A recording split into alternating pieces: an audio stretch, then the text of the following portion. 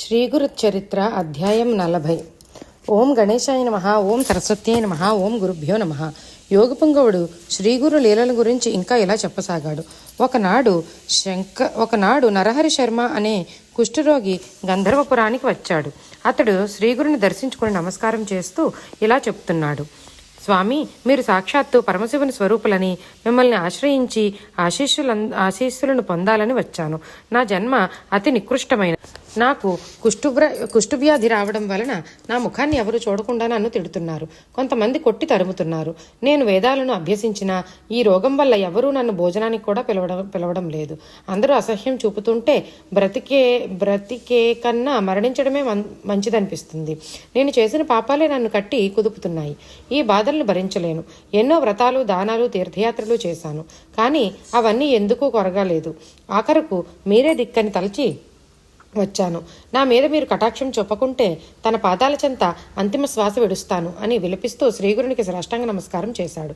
అతన్ని దయతలిచి శ్రీగురుడు, బ్రాహ్మణోత్తమ, నువ్వు చేసిన పాపాలే దీనికి కారణము. ఇది పోవడానికి ఒక ఉపాయం చెబుతాను.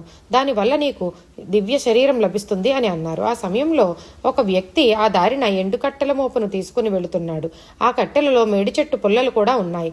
ఆ చెట్టు కొద్ది కాలం కిందట ఎండి మోడైపోయింది. వాటిలోని మేడి చెట్టు కొమ్మను చూపి, నాయనా, నీకు మేడి చెట్టు పుల్లనిస్తాను. నా మాటలందు దృఢ విశ్వాసంతో నేను చెప్పినట్లే చెయ్యి. దానిని సంగమంలోని శ్రీ సంగమేశ్వర స్వామి దేవాలయం దగ్గర భీమా నది ఒడ్డున నాటుము. ప్రతిరోజు స్నానం చేసి రావి చెట్టును ప్రదక్షిణలు చేసి నీ 2 చేతులతో 2 బిందెలు నీళ్లు తెచ్చి 3 పూటలా ఆ ఎండుకట్టె మొదట్లో పోయి అది ఎప్పుడైతే చిగురిస్తుందో అప్పుడే నీ పాపాలన్నీ నశించి నీ శరీరం స్వచ్ఛంగా అవుతుంది అని అతనికి చెప్పారు. నరహరికి శ్రీగురుని మాటలందు దృఢ విశ్వాసం ఉంది. ఆ కట్టెను తీసుకుని వెళ్ళి శ్రీగురుడు చెప్పిన విధంగా చేస్తూ అతడు ప్రతిరోజు దీక్షగా నీళ్లు పోయడం చూసిన వారు నవ్వుతూ, ఏమయ్యా వెర్రి బ్రాహ్మణుడా, నీకు మతిపోయిందా? ఈ ఎండుకట్టెకు ఎన్నాళ్ళు నీరు పోస్తే చిగురిస్తుంది? శ్రీగురునికి నిజంగా నీ మీద ప్రేమ ఉంటే ఆయన చెప్పింది వెంటనే జరగదా అని హేళన చేయసాగారు. ఈ విధంగా 1 వారం రోజులు జరిగాయి. నరహరి మాత్రం తన సంకల్పాన్ని సడలనీయకుండా గురుదీక్షా వ్రతాన్ని సాగిస్తూనే ఉన్నాడు. కొంతమంది శ్రీగురుని దగ్గరకు వెళ్ళి, స్వామి, మీరు ఆ కుష్ఠరోగికి ఏమి చెప్పారో గాని ఆ పిచ్చి బ్రాహ్మణుడు మీ మాటలు విని ఈ వారం రోజుల నుండి మంచినీరు కూడా తాగకుండా ఎండుకట్ట చిగురించాలని నీరు పోస్తున్నాడు. ఎవరు చెప్పినా వినడం లేదు అని చెబుతున్న వారందరితో అతడు శ్రీగురుడు చెప్పిన విధంగా చేయడమే నా పని.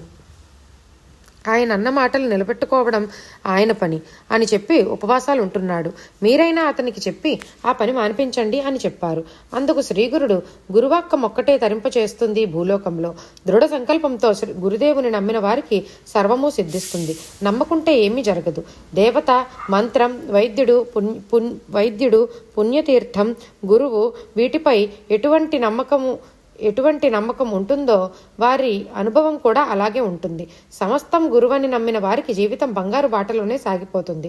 గురువే సాక్షాత్తు పరమేశ్వరుడన్న భావంతో సేవించిన వారికి ఫలితం తక్షణం నెరవేరుతుంది. పూర్వం సింహకేతువు అనే రాజు పాంచాల దేశాన్ని పాలిస్తుండేవాడు. అతని కుమారుడు ధనుంజయుడు మంచి బుద్ధిశాలి. ఒకనాడు అతను వేట కోసం ఒక మహారణ్యానికి వెళ్ళి చాలాసేపు వేటాడి బాగా అలసిపోయాడు. అతనికి బాగా దాహం వేస్తే ఒక బోయవాడు వచ్చి అతన్ని ఒక కొలను దగ్గరకు తీసుకుని పోయాడు. ధనుంజయుడు దప్పిక తీర్చుకున్నాడు. అటుపక్కనే ఉన్న ఒక దేవాలయం దగ్గర విశ్రాంతి తీసుకున్నాడు. ఆ గుడిలో ఒక పక్కగా పడి ఉన్న శివలింగాన్ని చేతితో తీసుకుని దాని వంక దీక్షగా చూస్తూ అలాగే ఉండిపోయాడు బోయవాడు.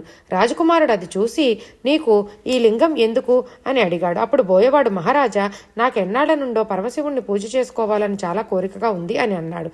ధనుంజయుడు ఆనందించి, నీవన్న మాట అన్నిటికంటే ప్రశస్తమన్న మాట నిజమే కాబట్టి దీన్ని భక్తితో పూజించు అని అన్నాడు. అందుకు బోయవాడు, మహారాజా, నేను అరణ్యంలో పుట్టి పెరిగిన వాడిని. దీన్ని ఎలా పూజ చేసుకోవాలో నాకు తెలియదు. పూజించే విధానాన్ని మీరే తెలియపరచండి. ఇక నుండి మీరే నా గురువులు. మీరే విధంగా చెబితే నేను అలానే చేస్తాను అని అన్నాడు. ఆ రాజకుమారుడు అలా చెప్పసాగాడు. సరే, చెబుతాను, విను. దీన్ని తీసుకుని వెళ్ళి నీ ఇంటిలో ఒక పవిత్రమైన స్థలంలో స్థాపించు. పరమశివుడే దీని రూపంలో ఇంటిలో నిలిచి ఉంటాడు. నీవు, నీ భార్య ఇద్దరు గొప్ప భక్తిభావంతో పూజ చేయండి. ప్రతిరోజు శ్మశానం నుంచి చితాభస్మాన్ని అర్పించు. ప్రతిరోజు నీవు తెచ్చిన ఆహారాన్ని ముందుగా ఆ శివునికి అర్పించి తర్వాత ఆయన ప్రసాదంగా నువ్వు తిను అని చెప్పాడు. ఆ బోయవాడు రాజకుమారుడు చెప్పిన విధంగా చేయసాగాడు. ఒకరోజు చితాభస్మం గురించి ఎంత వెతికినా దొరకలేదు.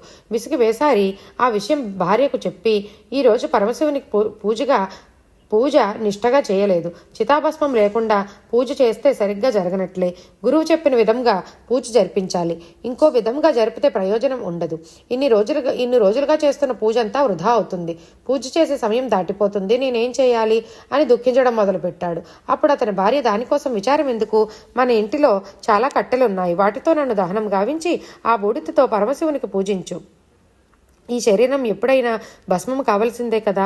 అటువంటి బూడిద పరమేశ్వరుడికి అర్పించడం కంటే సంతోషం ఏమున్నది అని అతనికి ధైర్యం చెప్పింది. అప్పుడు ఆ బోయవాడు, నీవు యుక్త వయసులో ఉన్నావు, కనీసం సంతానమైనా కలగలేదు. నీ తల్లిదండ్రులు ఎంత బాధపడతారో తెలిసిన వారందరూ నన్ను నిందించరా అంటూ చెప్పాడు. ఏమయ్యా, నీకెందుకింత మోహం?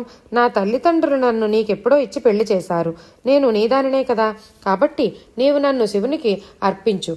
అప్పుడు పరమశివుడు మనిద్దరికూ రక్షణ కల్పిస్తాడు అని అతన్ని ప్రోత్సహించి ఒప్పుకునేలా చేసింది. అప్పుడు ఆమె ఇంట్లోకి వెళ్లి తలుపులు వేసుకుని ఇంటికి నిప్పు పెట్టి తాను భస్మమైపోయింది. ఆ భస్మంతో శివునికి అభిషేకం చేశాడు బోయవాడు. తర్వాత ఏకాగ్రతతో హృదయపూర్వకంగా శివునికి సాష్టాంగ నమస్కారం చేసి ప్రతిరోజు ఉన్న అలవాటు ప్రకారం శివుని ప్రసాదం తీసుకోవడానికి భార్యని పిలిచాడు. పరమశివుడు అనుగ్రహం వలన ఆమె ఎప్పటిలాగే లోపల నుండి వచ్చి భర్త తెచ్చిన ప్రసాదాన్ని తీసుకుంది. వారిద్దరూ శివప్రసాదం తిన్నాక చూస్తే మునుపటి వలనే వారి ఇల్లు చెక్కు చెదరకుండా ఉంది. బోయవాడు ఆశ్చర్యపోతూ ఉంటే అతని భార్య, ఇల్లు అంటుకుని మండుతుంటే నాకు బాగా చలివేసింది. నేను ఒక మూల ముడుచుకుని పడుకుంటే వెంటనే నిద్ర పట్టేసింది. తర్వాత ఏమైందో నాకు తెలియదు. మీరు పిలవగానే మెలకు వచ్చి బయటకు వచ్చానని చెప్పింది. ఏమిటి ఈ పరమశివుని దివ్య లీల అని వారు అనుకోగానే పరమశివుడు వారి ఎదుట ప్రత్యక్షమైనాడు. వారు శివునికి నమస్కరించగానే ఆయన అంత్యదశలో శివసాయుధ్యం పొంది స్వర్గలోకంలో 1,000,000 సంవత్సరాలు ఉండమని వారికి వరాన్ని ప్రసాదించి అంతర్ధానమైనాడు. దేని మీదైనా పూర్తి నమ్మకం ఉండాలే కానీ ఎంతటి మంచైనా జరుగుతుంది. కనుక కుష్ఠరోగి నరహరి చేస్తున్న పూజలకు ఫలితం ఉండకపోదు.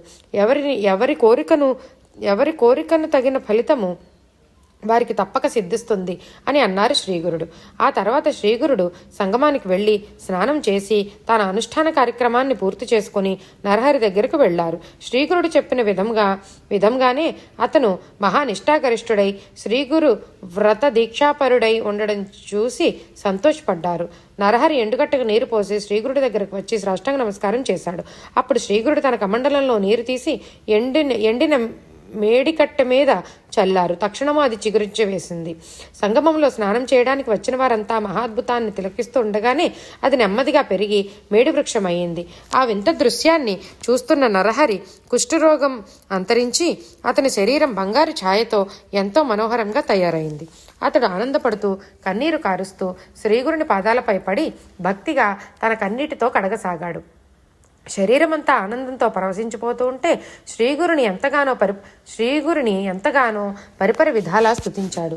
అత్రిపుత్రుడమైన ఓ నృసింహ సరస్వతి స్వామి, నీకు వందనాలు. నన్ను కాపాడు. మా మనస్సులో పెరుగుతున్న అరిషడ్వర్గం అనే మదగజాన్ని అదలించగలిగిన అంకుశం లాంటి వారు మీరు.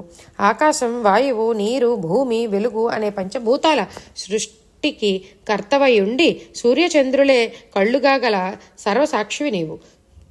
మహాపాపాలను పారద్రోలడానికి దండం ధరించి యతివేషధారులైన నృసింహ సరస్వతి నీకు వందనాలు. కృష్ణవేణి పంచవనది సంగమ తీర నివాస, కష్టాలను దైన్యాన్ని దూరం చేసి భక్తులకు కోరినవి ప్రసాదించి తృప్తినిచ్చే నృసింహ సరస్వతి నీకు వందనాలు. నిత్యం నరసింహ సరస్వతీసుని అష్టకాన్ని ఎవరు చదువుతారో వారికి జ్ఞానాన్ని, దీర్ఘాయువును, ఆరోగ్యం, సర్వసంపదలు, 4 పురుషార్థాలు సిద్ధిస్తాయి.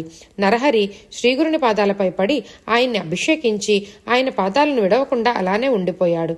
శ్రీగురుడు అతనికి అభయమిచ్చి విజ్ఞాన సాగరుడివై యుందువుగాక అని దీవించి అతనిని లేవదీశారు. అక్కడికి వచ్చిన వారంతా ఆ గురుమహత్యం చూసి ఆశ్చర్యపోతూ శ్రీగురునికి నమస్కారం చేశారు.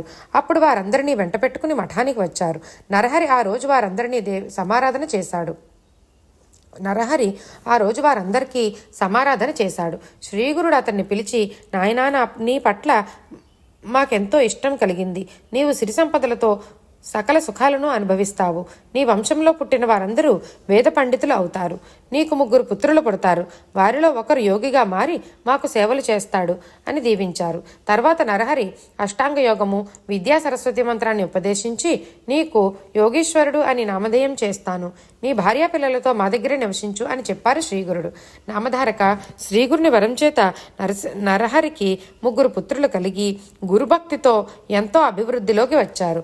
స్వామిని నమ్ముకుంటే ఆయన వారిని ఎలా అనుగ్రహిస్తారో చూశాము కదా అని యోగిపుంగవుడు చెప్పాడు. ఓం శ్రీ దత్తాయ గురవే నమః.